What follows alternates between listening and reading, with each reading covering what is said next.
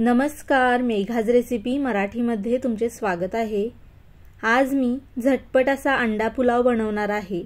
तर त्यासाठी इथे मी 1 कप बिर्याणीचा तांदूळ घेतलेला आहे।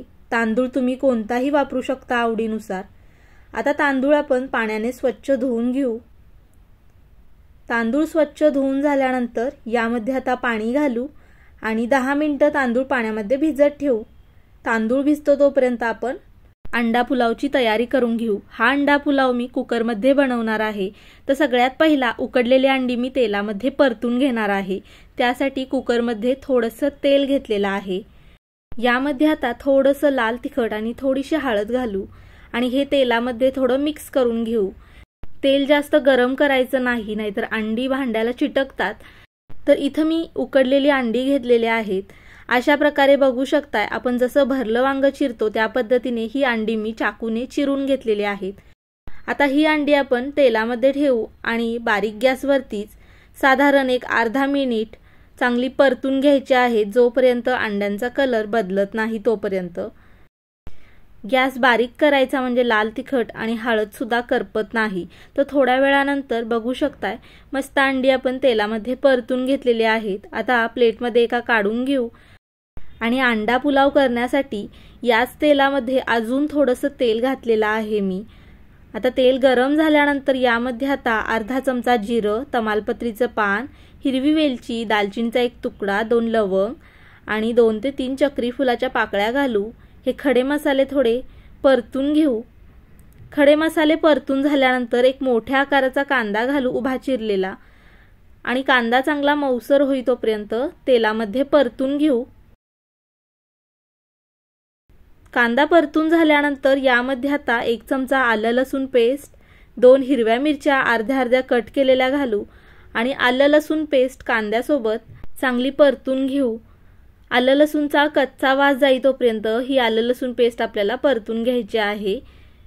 आलं लसूण पेस्ट परतून घेतल्यानंतर यामध्ये आता टोमॅटो घालू उभा चिरलेला। तर एक मीडियम आकाराचा टोमॅटो मी उभा चिरून घेतलेला आहे। टोमॅटो सुद्धा थोडा मऊसर होईतोपर्यंत परतून घ्यायचा आहे।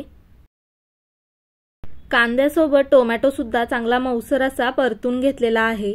आता यामध्ये थोडीशी हळद घालू। हळद मी सुरुवातीला अंडी परतताना सुद्धा घातलेली, त्यामुळे अगदी थोडी घातलेली आहे।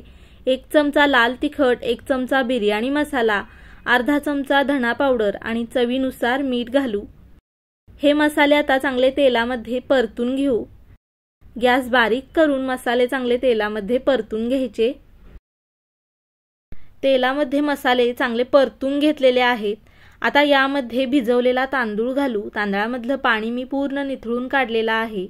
तांदूळ आता मसाल्यांसोबत अगदी अलगद हाताने मिक्स करून घ्यायचा आहे किंवा परतून घ्यायचा आहे, म्हणजे तांदूळ तुटत नाही। तांदूळ चांगला परतून घेतल्यानंतर यामध्ये आता गरम पाणी घालू। तर ज्या कपाने मी तांदूळ घेतलेले म्हणजे 1 कप तांदूळ घेतलेले त्याच कपाने मी 2 कप पाणी घातलेलं आहे। जेवढे तांदूळ असतील त्याच्या दुप्पट पाणी घालायचं, म्हणजे भात चांगला मोकळा सुटसुटीत असा होतो। गरम पाणीच घालायचं म्हणजे भात झटपट होतो। आता तांदूळ पाण्यामध्ये मिक्स करून घेतल्यानंतर वरून बारीक चिरलेली कोथिंबीर घालू। त्याचबरोबर उकडलेली अंडी अशा प्रकारे वरती ठेवून देऊ तांदळावरती आणि गॅस मीडियम करून कुकरचं झाकण लावू आणि मीडियम गॅसवरती कुकरच्या 2 शिट्ट्या करून घेऊ।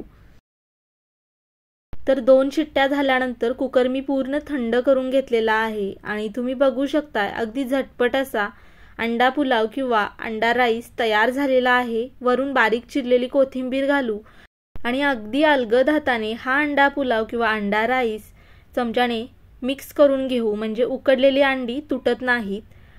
तर हा अंडा पुलाव तुम्ही रायत्यासोबत खाऊ शकता किंवा गरमागरम असा सुद्धा खाऊ शकता, मस्तच लागतो।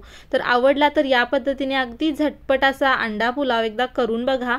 व्हिडिओ आवडला असेल तर लाईक आणि शेअर करा। चॅनेलला सबस्क्राईब केलं नसेल तर सबस्क्राईब नक्की करा। पुन्हा भेटू अशाच एका झटपट रेसिपी सोबत। धन्यवाद।